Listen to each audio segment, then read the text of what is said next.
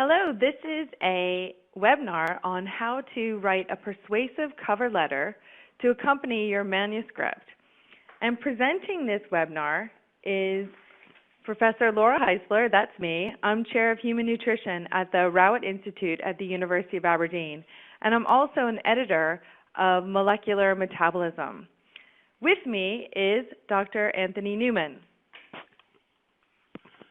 Hi, I'm a publisher with Elsevier, and I've done many of these various author workshops over the various years, and so hopefully the contents here will be helpful to people.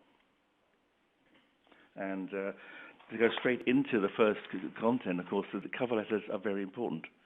They go with your various submissions, and if you don't send in a cover letter, or if you send in a poor one, it just doesn't help your paper go very well.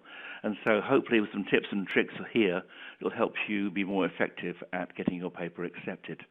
And remember, it's very simple. Spending the time now makes your cover letter better when you're sending it in with your manuscript. Right. So what is the purpose of a cover letter? The purpose is multifold. One of the reasons why you write a cover letter is so that you can build a relationship. You can correspond directly with the editor who will be handling your manuscript. Another purpose is to let the editor know why your paper is particularly suitable for their journal. So stressing the fit between your paper and the scope and the aims of the journal.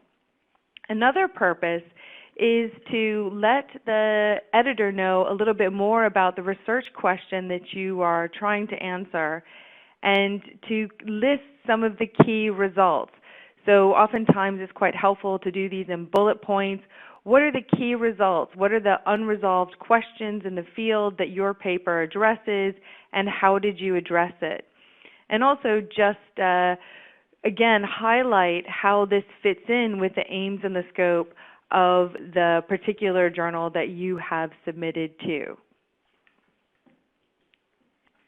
So with regards to the cover letter and the content, what you want to make sure that you add into this is you want to start the letter by addressing it to the editor formally by name.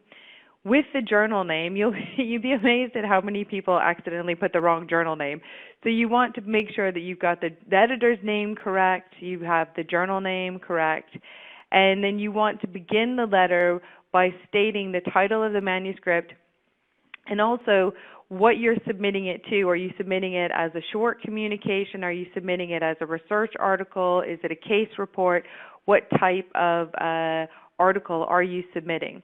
Now, the cover letter isn't seen by the referees, it's not seen by the publisher, it's not seen by the readers, it's only seen by the editor. So this is your chance to correspond with the editor and to let them know a little bit about your paper and how it fits with their journal. And of course, with any cover letter, there are mistakes you should avoid. And so try not to summarize the manuscript. You'll be surprised just how many people just put the abstract in the covering letter. Editors can read the abstract and will read the abstract, so you're a wasted opportunity otherwise. Make sure the journal hasn't changed its aims and scope, and if you're sending it in to a journal, that's not very helpful either, because that means you're just excluding your article straight away. Humor's great in some aspects, but never in a covering letter, because you don't know the sense of humor of the receiving editor and what state he or she is in that day. So if I was you, I would cut out all humor in this point. It's nice at a conference or presenting a poster, but not in a covering letter. And of course, it is a one-on-one conversation with this editor, but still don't exaggerate or inflate the claims in case they think that you're just being a bit too over the top. And of course, one page only. You don't want the whole paper. That's the paper's job. It's just a covering letter. It's a challenge to get it all fitted in one side of A4, but that's the idea. And of course, the other thing you've got to think about is what should be in there, the essential components. You've got to say, always, the manuscript is original. If parts of it have been published as a preprint server or as a poster, you must give clear details of this in the sake of transparency. Otherwise, they may accuse you of duplicate publishing, which you don't want to happen. And also, as the manuscript has not been published anywhere else, or is not even under peer review anywhere else, this is something that editors are extremely, extremely careful about. They want to make sure that it's no parallel submission process going on. If you were declined somewhere else, they decided not to take your paper, you can choose, if you've addressed all the concerns of the other journal, you can include the comments of the referees and that you've addressed all of these just to show this particular editor that you are serious about getting this paper published. And of course, also you should mention that all co-authors do approve that you send in this paper with their permission, because otherwise this can go a bit strange. And conflict of interest statements have to be there. Other things like compliance statements, ethical statements, and so on, all have to be there just to reassure the editor that everything is absolutely correct. And then, of course, you have special requests. Now, most publishing houses do ask that you put the editor suggestions or reviewers when you're doing the whole submission. If they don't, you can do it in the covering letter. A few people you might think are appropriate to review your paper are helpful to the editor to move your paper along.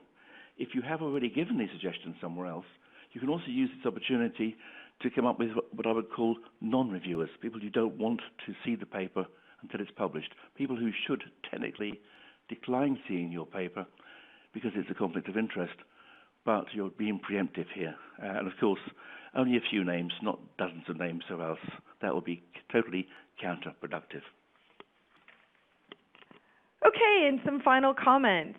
So view the cover letter as an opportunity. This is your opportunity to directly correspond with the editor to let them know some important points about your paper and how it fits with the scope of their journal, why it's a really good fit.